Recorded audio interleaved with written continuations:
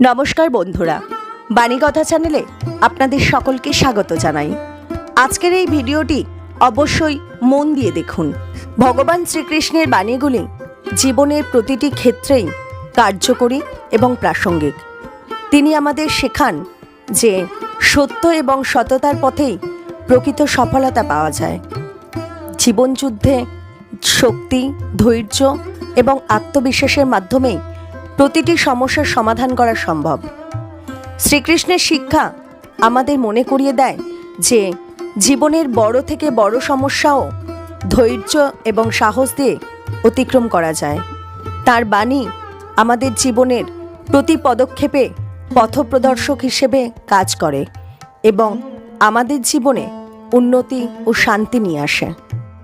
ভিডিওটি শুরু করার আগে যারা এই চ্যানেলে নতুন তারা অবশ্যই চ্যানেলটি সাবস্ক্রাইব করুন আর বেল বাটনে প্রেস করে রাখুন আরও এই রকম নতুন নতুন ভিডিও পেতে। ভিডিওটি দেখে ভালো লাগলে একটি লাইক করবেন এবং সবাইকে শেয়ার করবেন যাতে তারা এই ভিডিওটি দেখে উপকৃত হয়, এবং কমেন্ট বক্সে জয় শ্রীকৃষ্ণ লিখতে ভুলবেন না। তাহলে আসুন শুরু করি। ভবিষ্যৎ। সংসারে এমন কোন ব্যক্তি আছেন যিনি নিজের ভবিষ্যতের বিষয়ে ভাবেন না? যে কেউ ভাবেন আমার ভবিষ্যৎ কিছু এরকম হবে, আমি ভবিষ্যতে এরকম কিছু একটা করব, এই সুবিধা থাকবে, এই আনন্দ পাবো, ইত্যাদি ইত্যাদি। কিন্তু সত্যি বলি, ভবিষ্যতের থেকে বড় ভণ্ড আর কেউ নেই। ভবিষ্যৎ আপনাকে ছেড়ে চলে যাবে, আপনি জানতেও পারবেন না।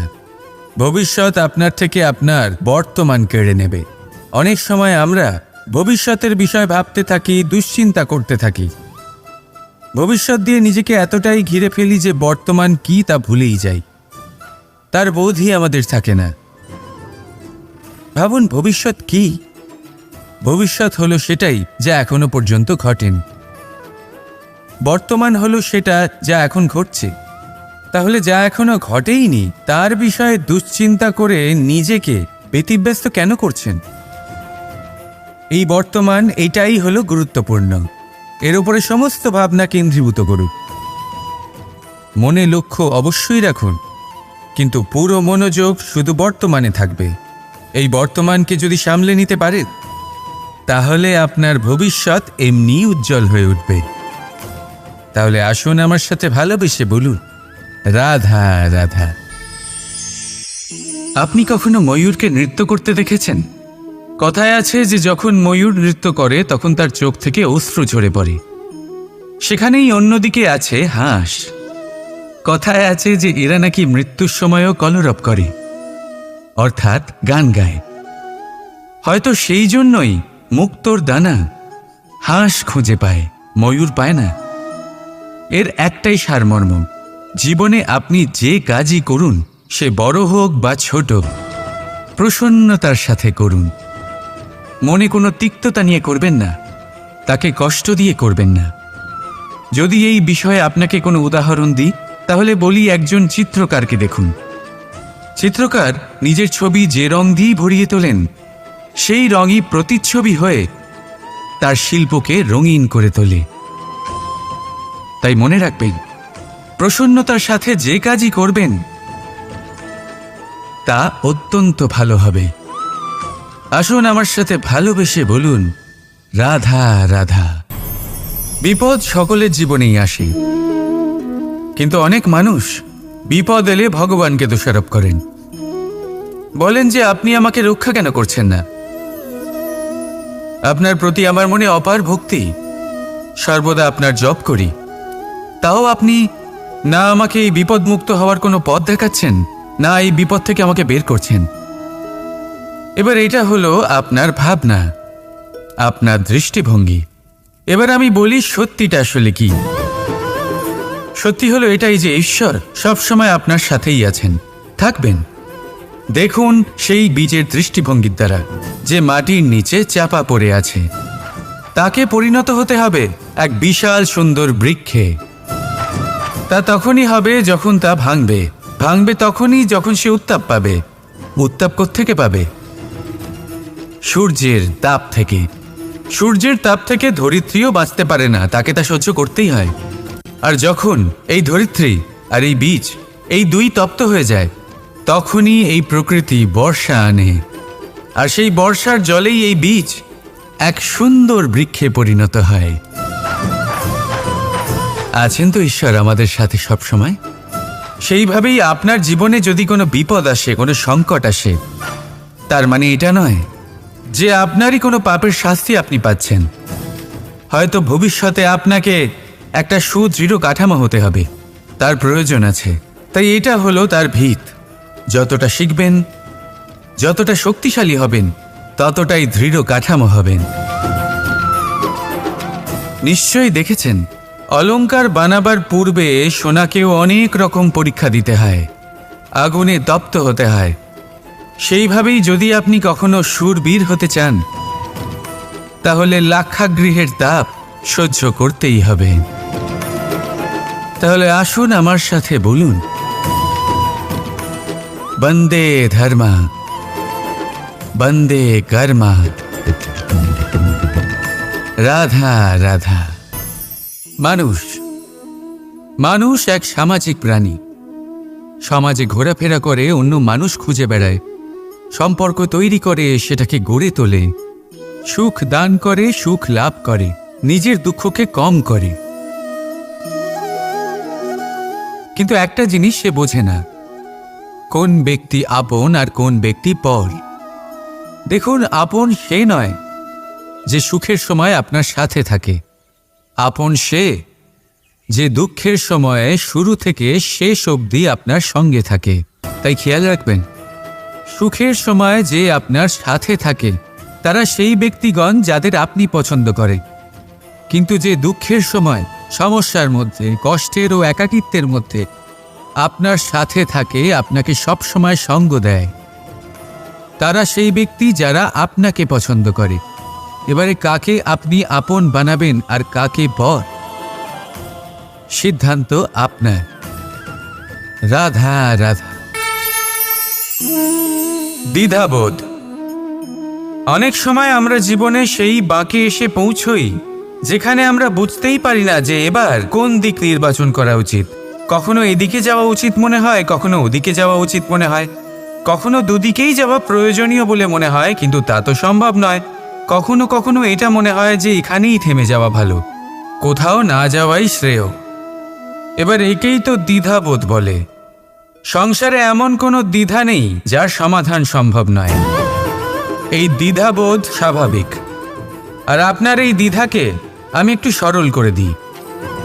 দ্বিধাগ্রস্ত হয়ে নির্বাচন করলে তখন এটা মাথায় নিয়ে করবেন যে আপনার এই নির্বাচনের ফলে এই সংসারের ওপর, এই সমাজের ওপর কি প্রভাব পড়তে পারে।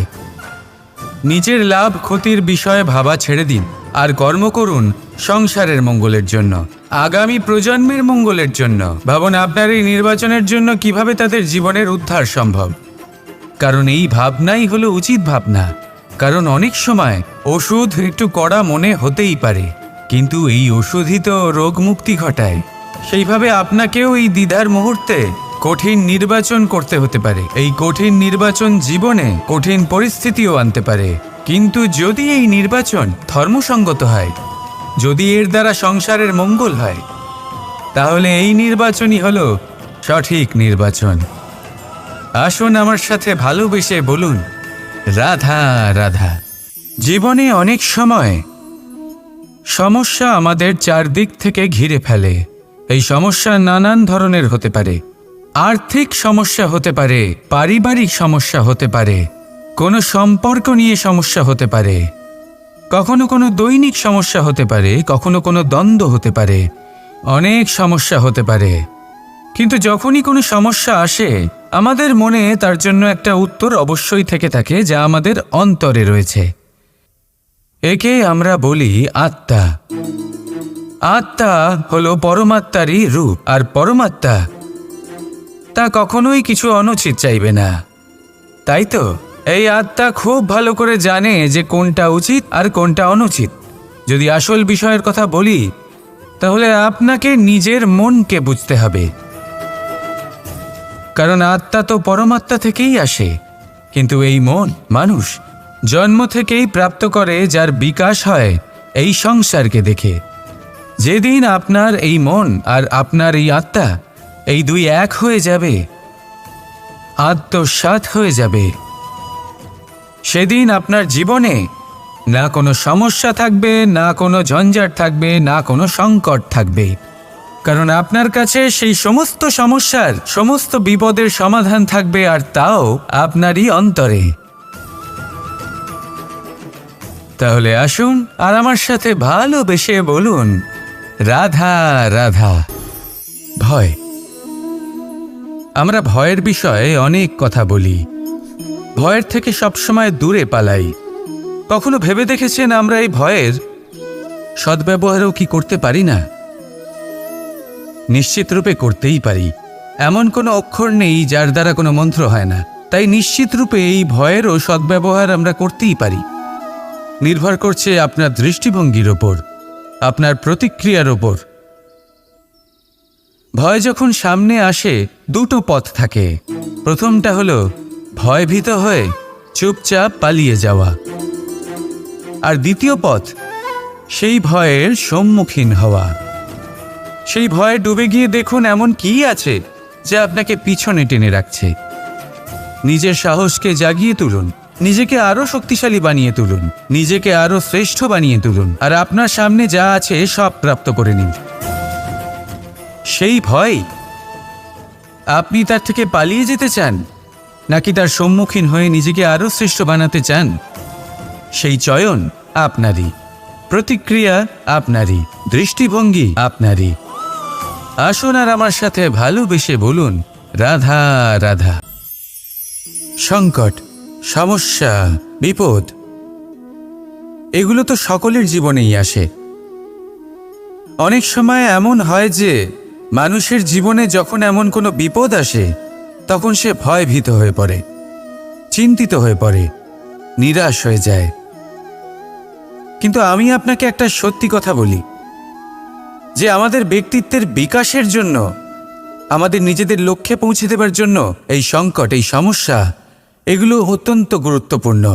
আর এর উদাহরণ আমি নয়, বরং প্রকৃতি স্বয়ং দেবে। আপনি নিজেই ধরিত্রী মাতাকে দেখে নিন। ধরিত্রী মাতা সূর্যের তাপ সহ্য করেন কেন? যাতে পৃথিবীতে যে জল রয়েছে তা বাষ্পে পরিণত হয়ে ওপরে উঠে মেঘ হয়, আর পৃথিবীতে বর্ষা হয়ে ফিরতে পারে, নতুন জীবন দান করে। আর অন্যদিকে পাতা ঝরার মরশুমে কোনো বৃক্ষকে দেখুন, পাতা ঝরার মরশুমে সমস্ত পাতা ঝরে যায়, তারপরে সেই গাছে নবনির্মাণ হয়, নতুন পাতা জন্মায়, সেই গাছ আবার ভরে ওঠে, সবুজে সবুজ হয়ে ওঠে। সেইভাবেই আপনার জীবনেও সংকট এবং সমস্যা, এগুলো তো আসতেই থাকবে। কিন্তু আপনার এগুলিকে ভয় পেলে চলবে না, পিছু হটলে চলবে না, নিরাশ হলে চলবে না, বরং দৃঢ়তার সাথে, সাহসের সাথে তার সম্মুখীন হতে হবে। যদি আপনি এটা করতে শিখে যান, তাহলে আপনি দেখবেন যে এই সমস্যা, এই সংকট, এই বিপদ আপনাকে শক্তি প্রদান করবে। আসুন আমার সাথে ভালোবেসে বলুন, রাধা রাধা। বৃষ্টির জল যখন মেঘের দ্বারা টিপ টিপ করে ঝরে পড়ে, তখন কি ভালো লাগে, তাই না? শুধু যে এই আবহাওয়া ভালো করে তোলে তাই নয়, এই মাটিতে সমাহিত হয়ে একটা অত্যন্ত সুন্দর গন্ধ উৎপন্ন করে। এই লতাপাতা, এই বৃক্ষ এদের জীবন দান করে, এদের পুষ্ট করে তোলে, আর তার সাথেই অনেক জীবের কল্যাণ করে। কিন্তু ভাবুন, যখন বজ্রপাত হয় তখন কি হয়? এই সমস্ত জলের ফোঁটা অনিয়ন্ত্রিত হয়ে যায়, একটা ভয়ানক বন্যার রূপ নিয়ে নেয়, যা শুধুমাত্র মহাবিনাশ করে। এর সারমর্ম কি? এর সারমর্ম হল কর্ম করুন, কিন্তু তার নিয়ন্ত্রণ রেখে। যদি আপনি নিয়ন্ত্রণে না থাকেন, তাহলে আপনিও জীবনরূপী এই বর্ষার পরিবর্তে ভয়ানক বন্যার রূপ ধারণ করবেন। এবার বিকাশ ঘটাবেন নাকি বিনাশ, সিদ্ধান্ত হলো আপনার। যদি বিকাশ ঘটাতে চান তাহলে নিজের কর্মের সাথে সাথে নিজের মনকেও নিয়ন্ত্রণ করতে শিখুন। এই মনকে সংযত করুন, একে নিয়ন্ত্রণে রাখুন, নিজের কর্মকে নিয়ন্ত্রণে রাখুন, ভারসাম্য বজায় রাখুন। আর আমার সাথে ভালোবেসে বলুন, রাধা রাধা। সহনশীলতা মায়ের দ্বিতীয় সব থেকে বড় গুণ। কথায় আছে যে পৃথিবীর থেকে বেশি সহ্য শক্তি আর কারোর নেই। তাকে কর্ষণ করার পরেও পৃথিবী আমাদের ফসল প্রদান করে, কিন্তু মা, এই মা পৃথিবীর থেকে কম কিছু সহনশীল নয়। একবার ভেবে দেখুন, 9 মাস অবধি সন্তানকে নিজের গর্ভে ধারণ করে। এই সহনশীলতা কি কোনো পুরুষ দেখাতে পারবে? এই সহনশীলতা কি কোনো পিতা দেখাতে পারবে? মহিলার মধ্যে যতই শক্তি থাকুক, সহনশীলতার পরিভাষা সে মা হওয়ার পরেই লাভ করে। নিজের অস্তিত্বকে ভুলে গিয়ে সন্তানের অস্তিত্ব তৈরি করে। গর্ভে শিশুর পদাঘাত খেয়েও আনন্দের সাথে তাকে দুধ খাওয়ায়। এই হলো মা। আর এই মা জননীকে আমাদের শত কোটি প্রণাম। রাধা রাধা। জীবনের পঞ্চমহাভূতের মধ্যে একটা তত্ত্ব হলো আকাশ। আকাশ যা কিনা নিরাকার, যার কোনো আকার নেই। আকাশ যা হলো অনন্ত। আর আমাদের সবসময় মনে হয় যে এই আকাশ আমাদের সাথে জড়িয়ে রয়েছে। কেন? এবার এই আকাশ আমাদের জন্য কি না করে। আকাশ আমাদের ওড়বার স্বাধীনতা দেয়। আকাশ মেঘকে ধারণ করে যাতে আমাদের তৃষ্ণা মিটতে পারে। এই আকাশ সূর্য এবং চন্দ্রকে তার যথাস্থান দেয়, যাতে আমরা প্রকাশও পেতে পারি, আবার অন্ধকারও, যাতে আমাদের জীবনে সামঞ্জস্য বজায় থাকে। আকাশের থেকে অনেক কিছুই শেখার রয়েছে। যদি আমরাও আকাশের মতো হতে পারি, আমাদের আপনজনদের সেই স্বাধীনতা দিতে পারি যাতে তারা উঠতে পারেন, যাতে তারা নিজেদের স্বপ্ন পূরণ করতে পারেন, যার ফলে তারা নিজেরাই এই জীবনকে অনুভব করতে পারেন, নিজের পায়ে দাঁড়াতে পারেন, তাহলে ভাবুন আমাদের অস্তিত্ব কতটা বড় হয়ে যাবে। যদি আপনি আকাশের মতো হতে পারেন, তাহলে আপনিও আকাশের মতোই অনন্ত হয়ে উঠবেন। তাহলে আসুন আর আমার সাথে ভালোবেসে বলুন, রাধা রাধা।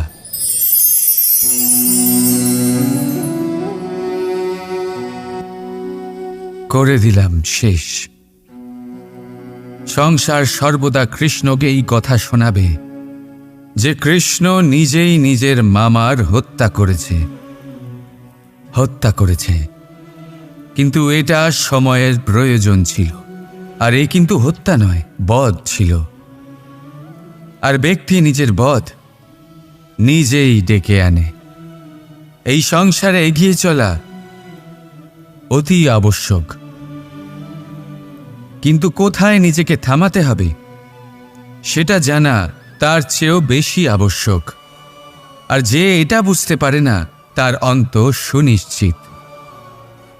যে ব্যক্তি নিজের ভুল বুঝতে পারে, তার মুক্তি লাভ হয়। আর যে স্বীকারও করতে পারে না, তার বধ সুনিশ্চিত। মথুরার রাজা কংস, তার বধ এই জন্য হয়নি কারণ সে আমায় হত্যা করার প্রয়াস করেছে, আমার মাতা পিতা বা আমার দাদুকে বন্দী করেছে। ওর বধ এই জন্য হয়েছে যে ওর ঘৃণা প্রেমের সীমায় আসা সত্ত্বেও থামেনি। কংস মামা এটা কখনো বোঝেনি যে নিজেকে কখন থামাতে হবে। আর যা কিছু সে করেছে, যত পাপ সে করেছে, তা নিয়ে কখনো মন্থনও করেনি। অনেকবার বোঝানোর পরেও সব সময় প্রেমের থেকে মুখ ফিরিয়েছে। আর কি করল?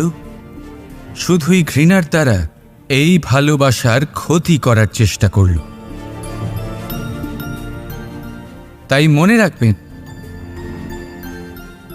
এই সংসার, এর জীবন শক্তি হল প্রেম। আর যে এই প্রেমের ক্ষতি করার চেষ্টা করবে, তার অন্ত, তার বধ সুনিশ্চিত।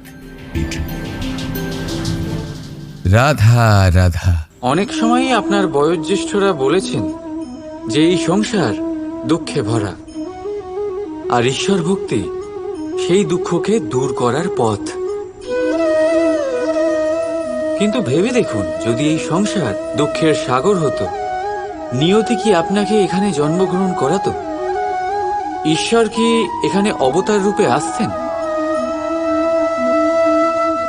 যখন সমস্যাকে আমরা বশে আনতে পারি না, তখন আমরা দোষারোপ করি এই সংসারকে, এখানকার মানুষকে। ভাবি ভালো হতো এখানে জন্মগ্রহণ না করি।